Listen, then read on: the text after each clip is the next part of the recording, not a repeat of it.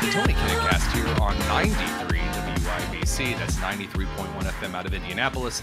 The live streams on YouTube and Twitter X, and the podcast, everywhere else.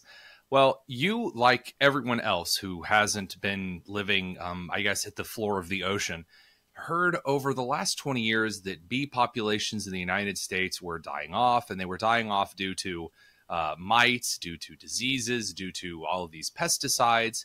And everyone was, talking about it for a good 20 years because the Western honeybee is kind of important to the entire ecosystem. And that's where things took a drastic change in more ways than one. To talk about this, and it is a very, very crucial subject to discuss, is Bill Wirtz. He's the Senior Policy Analyst for the Consumer Choice Center. Bill, how's it going? Thank you for having me. So why don't we just start off? Are bees still dying out? Let's hit that one right at the top. So what you were describing was the colony collapse disorder conversation from 2006, 2007. And the origins of that still debated, but bees do face viruses, and there was colony decline, indeed. Mm-hmm. But since then, the United States has added about 1 million bee colonies. And that we found that out because of the agricultural census data that just recently came out.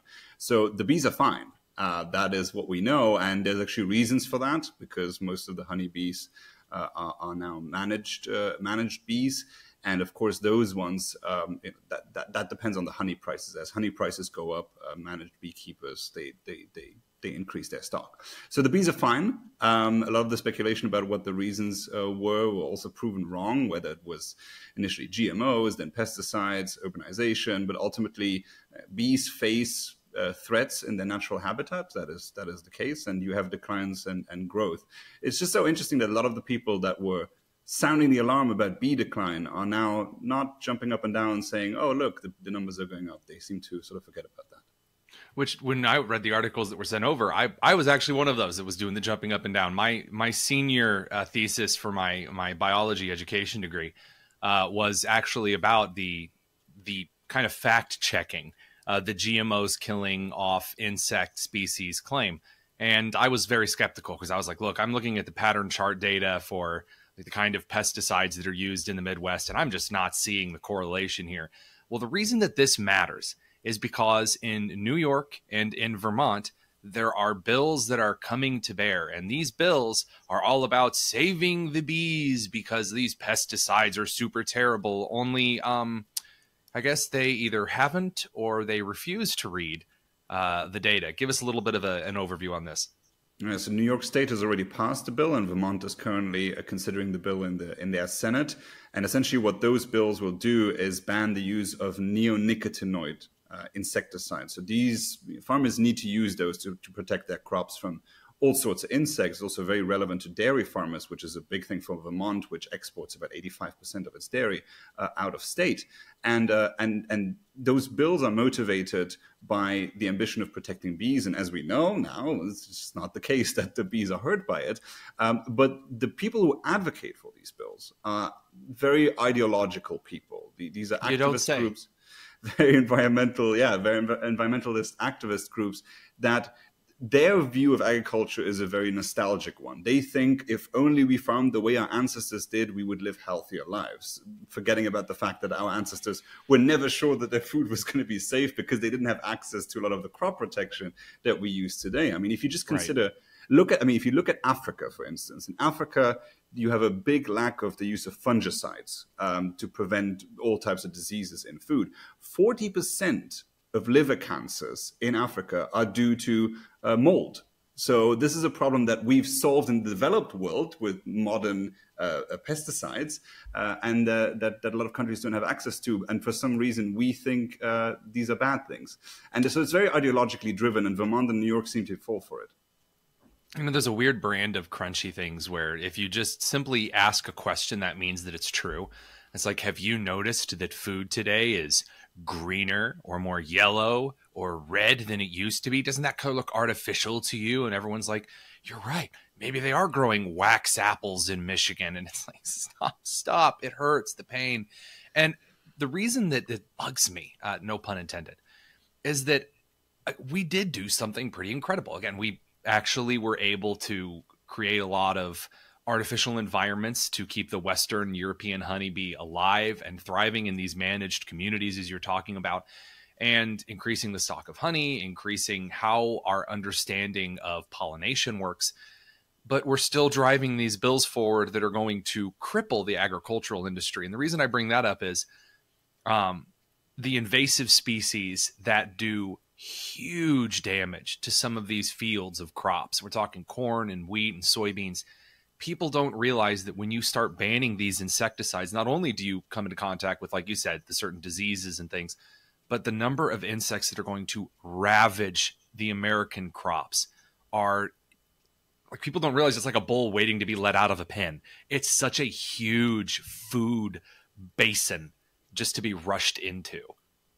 Absolutely. And with changing climates, we'll have also a diversity of new problems that comes with it. And we need to look at how we can solve that. Now, of course, with new crop varieties, with gene editing, we are able to, breed crops that are better at withstanding certain insects. But there's only so much we can do. I think what we can see now in Europe with all the farmer protests is that a lot of the farmers just don't see a future for themselves because it's become so difficult to operate. And, when you have reduced crops, ultimately, yes, you do farming out of the love for the profession, but it's still a business that needs to survive. And the jurisdictions that Vermont bases itself on to ban neonics is Canada and the European Union. But what it leaves out in the bill is that those jurisdictions had to significantly increase farm subsidies in order to compensate the farmers for all the harm done by banning those pesticides. And now you see the farmers all over Europe protesting, and the European Union watering down all the proposals, all the green proposals it initially wanted to do. So it's not working. And not only is it not working, I mean, first of all, I'm getting ahead of myself. It's such a great picture of how disconnected a lot of these bureaucrats, and not just in Washington, D.C., but these state legislatures are, that they think, oh, pesticides bad. And it's like, well, you want to talk to any of the farmers or any of the individuals like in the scientific community who are on the ground. It's like, well, we talked to Hippie Jane from some university side program at Vermont, and she used a word we didn't like. And so therefore, we're going to pass this bill tomorrow. That disconnect is it's growing more staunch every day. And I mean, to see huge protests in the Netherlands where they've got like combines blocking the roads, and in France pumping sewage onto buildings. I'm sorry. It's just the way that these bills are written is just so, it's such a white collar solution to a blue collar problem. Oh, so when the European Union started its agricultural reform project, the man in charge of it, this is May 2020. This is at the beginning of COVID. Everyone's locked down. Nobody knows if they're going to have like a job by tomorrow. Goes up in the European Parliament and says, we've gotten used to food being too cheap. And for it to be more sustainable, it needs to be more expensive. Food is just simply too cheap. As like, to the extent, like the fact that we have politicians who are able to just voice that and think that this is a successful political strategy just really shows the disconnect. And now they're getting their receipts there with those farmer protests, and they're all singing a different tune. Now it turns out that in Europe, if you go against the farmer, you lose politically, because in France and Germany, the public support is about 90%, even for those people who are not even associated with the agricultural sector. They don't work in it. The family doesn't work in it. So there's huge support for farmers. It just seems that in the last few decades, we just sort of forgotten about how the food's actually made and who has to work in it, and that it has to be a viable business for them. And this is one of the reasons that it boggles my mind when I see someone from the inner city or someone from rich suburban America start making huge policy sweeping legislative points and say, oh, well, they're just farmers, machines and drones are doing all the work anyway. And it's, as again, just a common boy from Indiana who grew up doing a bit of farm labor and whose students, when I began teaching, were from farms. People just don't get it. They don't. They have this weird fairy tale-esque idea of the farmer that are in all of the board books for kids that you read. And it's like the farmer goes out and harvests the corn. And it's like, oh, wow, we are oversimplifying absolutely everything about that process. And this latest case with the bees and the insecticides is just the latest example of how clear this distinction is between governments throwing legislation out there to solve problems that don't even exist. Like you said, the food is too cheap, or something isn't sustainable. So what do you mean? What are you talking about? And it's not going to last. And honestly, this is, I think the good part about this legislation, and again, reading your piece, is that the more people start to realize how foolish these pieces of legislation are, the more that blind institutional trust that everyone in Washington, D.C. or in their state capital just automatically knows what they're doing is fading away. And at least that small kernel of truth is a good thing. Yeah, I think it will require some more pushback. I mean, the thing is ultimately that, New York and Vermont, if Vermont passes their legislation, is only going to be 2029, so they'll have some time to reconsider, hopefully.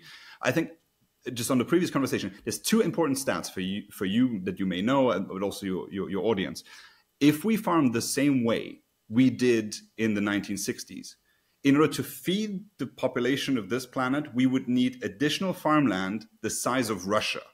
Right, so we can't go back to how it was. That's just not available. Right. But also, we have actually reached, to talk about sustainability, the idea that sustainability and efficiency and lower prices are not combinable is not true.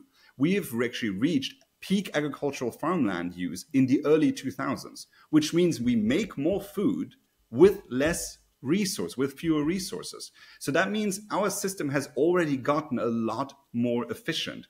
And I mean, all it takes is just to think about, what would your ancestors, if you could bring them back to life, what would your ancestors think about the fact that you have refrigerated meat available at all time in the supermarket? You can buy vegetables and you can eat them without the fear of dying of any of the diseases that could be in them. I mean, it's incredible. People just don't realize how it used to be.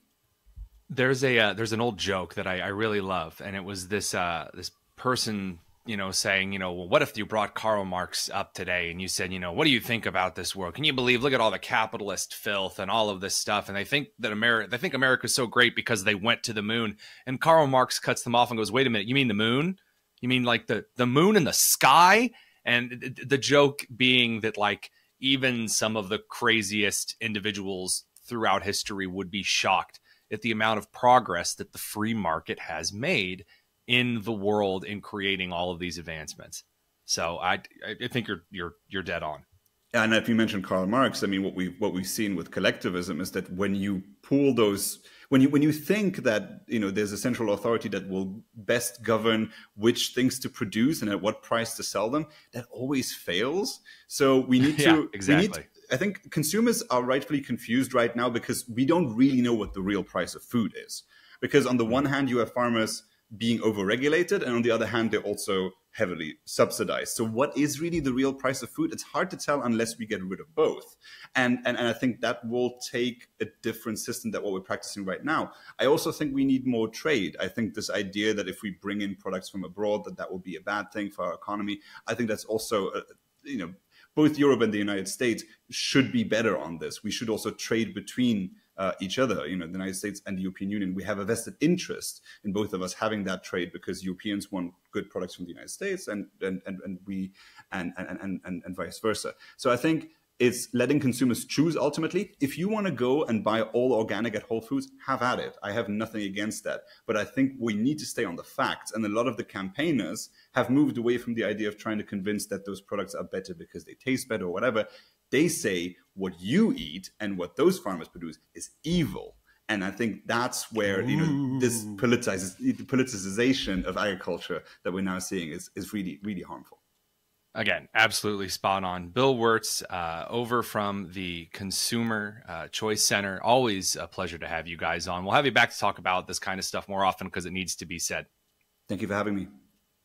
We'll be back in just a second. You're listening to the Tony Kinnett Cast here on 93 WIBC. Kendall and Kate.